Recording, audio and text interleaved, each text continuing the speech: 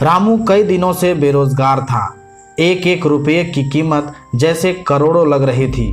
इस उठापटक में था कि कहीं नौकरी लग जाए। आज एक इंटरव्यू था, पर दूसरे शहर और जाने के लिए जेब में सिर्फ 10 रुपये थे। रामू को कम से कम 500 की ज़रूरत थी। वह अपने इकलौते इंटरव्यू वाले कपड़े रात में धो, पड़ोसी की प्रेस मांग के तैयार कर, पहन, अपनी योग्यताओं की मोटी फाइल बगल में दबा 2 बिस्कुट खा के निकला। लिफ्ट ले पैदल जैसे तैसे चिलचिलाती धूप में तरबतर बस स्टैंड पहुंचा। शायद कोई पहचान वाला मिल जाए, किंतु काफ़ी देर खड़े रहने के बाद भी कोई ना दिखा। मन में घबराहट और मायूसी थी। क्या करूँगा, अब कैसे पहुँचूँगा? पास के मंदिर पर जा पहुँचा। दर्शन कर सीढ़ियों पर बैठा था। पास में ही एक फकीर बैठा था। उसके कटोरे में रामू के जेब और बैंक अकाउंट से भी ज़्यादा पैसे पड़े थे।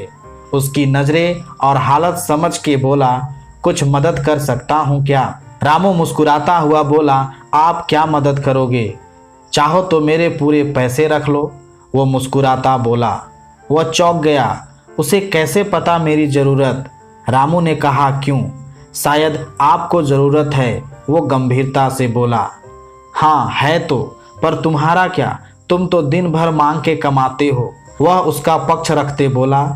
वो हंसता हुआ बोला, मैं नहीं मांगता साहब, लोग डाल जाते हैं मेरे कटोरे में पुण्य कमाने।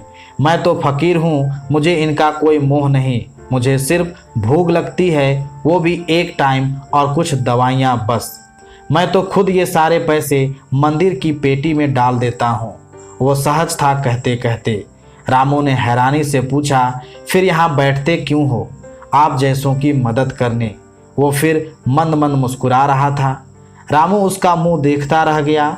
उसने 500 उसके हाथ पर रख दिए और बोला, जब हो तो लौटा देना। वह शुक्रिया जताता वहाँ से अपने गंतव्य तक पहुँचा। उसका इंटरव्यू हुआ और सिलेक्शन भी। वह खुशी खुशी वापस आया। सोचा उस फकीर को धन्यवाद दूं। मंदिर पहुंचा। बाहर सीढ़ियों पर भीड़ थी।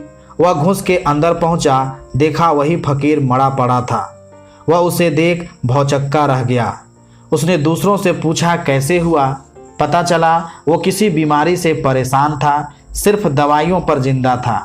आज उसके पास दवाइयाँ नहीं थी और ना उन्हें खरीदने या अस्पताल जाने के पैसे।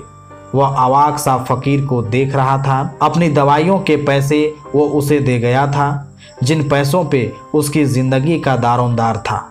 उन पैसों से रामू की ज़िंदगी बना दी थी। भीड़ में से कोई बोला, अच्छा हुआ मर गया, ये भिखारी भी जैसे बोझ होते हैं, कोई काम के नहीं। रामू की आंखें डबडबा आई। वो भिखारी कहाँ था? वो तो उसके लिए भगवान ही था। धन्यवाद।